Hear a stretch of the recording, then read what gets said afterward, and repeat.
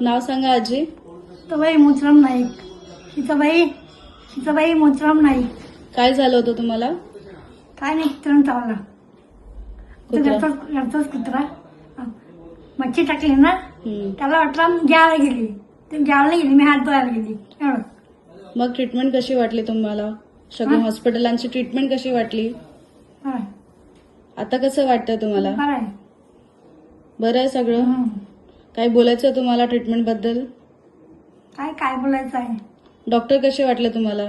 बरं आहे, डॉक्टर पण बरं आहे. आता बरं वाटतंय ना? तुम्हाला काय बोलायचंय शगुन बद्दल? चांगलं आहे एकदम. किती वेळ आली, माझी पोराला पण इकडे घेऊन आलेली. माझी नानांचा नवरा पण इकडे ऑपरेशन झालं, त्याचं मुळा इकडे ऑपरेशन झालं. आणि 2 वेळा आलेली. तुषार म्हणून पागदरे, त्याची मुलगी बहीण इकडे पण डिलिव्हर झालेली ना, किती वेळा येऊन गेले मी इकडे.